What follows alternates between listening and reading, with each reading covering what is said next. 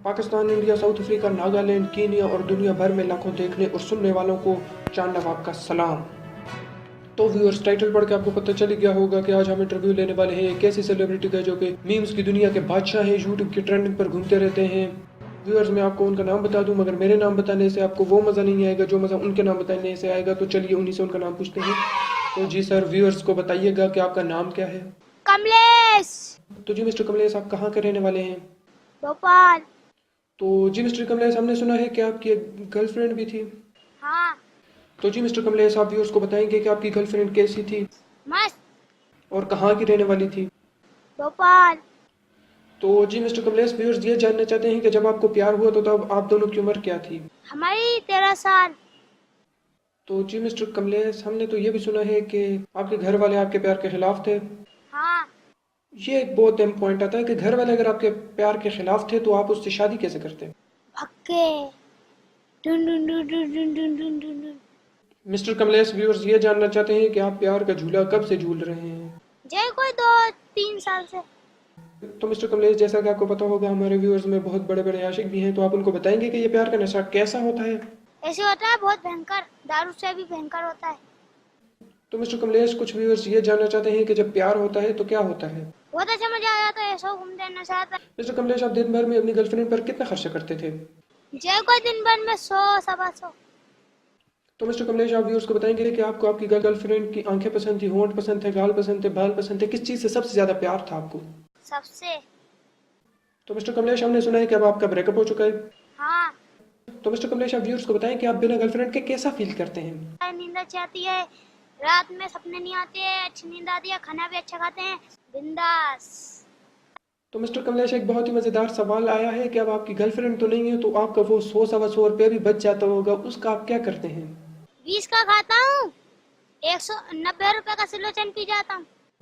तो मिस्टर कमलेश, जैसा कि आप जानते हैं कि हमारी कम्युनिटी में बहुत से ऐसे आशिक हैं जो ये सोचते हैं कि अगर उनकी गर्लफ्रेंड उन्हें छोड़कर चली गई तो वो मर जाएंगे। तो आप बताएंगे कि जब आपकी गर्लफ्रेंड आपको छोड़कर गई तो आपको क्या हुआ था। 8 दिन भी मार रहा था, 8 दिन। एक हरी पन्नी की गोली खाई थी ना, फिर सिलोचन पी लिया था, ठीक था। तो मिस्टर कमलेश, हमारी आशिकों की कम्युनिटी से एक और सवाल आया है कि जब आपकी गर्लफ्रेंड आपको छोड़कर चली गई तो आपने उसको भुलाने के लिए क्या क्या किया और इसकी शुरुआत कहाँ से की। शुरुआत, पहले हम पीते थे इससे बड़ी बड़ी से ना, सिगरेट, सिगरेट से सिलोचन, सिलोचन से ट्यूब, ट्यूब फिर सिलोचन सीख गए। तो अब आप अपनी गर्लफ्रेंड को भूल गए। हाँ। तो मिस्टर कमलेश, एक पर्सनल सवाल है, मुझे भी मेरी गर्लफ्रेंड याद आ रही है, क्या करूं। आप भी लगा के देखिए, मजा आ जाएगा। तो मिस्टर कमलेश, आपसे अगला सवाल पूछते हैं कि अब आपकी गर्लफ्रेंड तो नहीं है तो अब आप कैसा फील करते हैं। नींद अच्छी आती है, रात में सपने नहीं आते हैं, अच्छी नींद आती है, खाना भी अच्छा खाते हैं, बिंदास। तो मिस्टर कमलेश, अब आपकी गर्लफ्रेंड तो नहीं है तो आप क्या करते हैं। बोतल पीनते हैं, कबाड़ा पीनते हैं, बेच बाज के, सुलोचन पी के, खा पी के, बस प्रसाद रहते हैं। तो मिस्टर कमलेश, अगर आपको अपनी गर्लफ्रेंड और ये सोल्यूशन में से किसी एक को चुनना पड़े तो आप किसे चुनेंगे। जे सुलोचन। मिस्टर कमलेश, एक बहुत ही अहम सवाल आया है कि आपका मन नहीं करता कि आपकी भी गर्लफ्रेंड हो। नहीं, सिर्फ यही मन करता है, कबाड़ा पीनो, 10 सुलोचन लो, पियो, खेलो कूदो, बस। तो मिस्टर कमलेश, अगर आपकी गर्लफ्रेंड वापस आ जाए तो। खून की उल्टी होने लगेगी, परेशान, बुखार हो जाएगा। तो मिस्टर कमलेश, अभी आपका इंटरव्यू खत्म होने वाला है तो तमाम व्यूअर्स को ये रिक्वेस्ट कीजिए कि हमारी वीडियो को लाइक, कमेंट और शेयर करें और चैनल को सब्सक्राइब करें, वरना आप मर जाएंगे। मर जाऊंगा। ऊपर वाले को जब ऊपर उठाना उड़ जाएंगे, नीचे वाले को जब नीचे बुलाना भूल जाएंगे।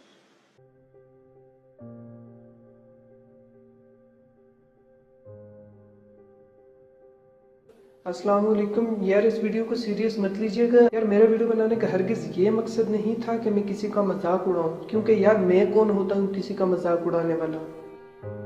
और यार, जब मैं उस लड़के कमलेश को देखता हूँ ना तो मुझे अफसोस होता है कि जिस उम्र में उसके हाथों में पेन पेंसिल और किताबें होनी चाहिए थी, उस उम्र में किसी ने उसके हाथों में ये जहर थमा दिया है।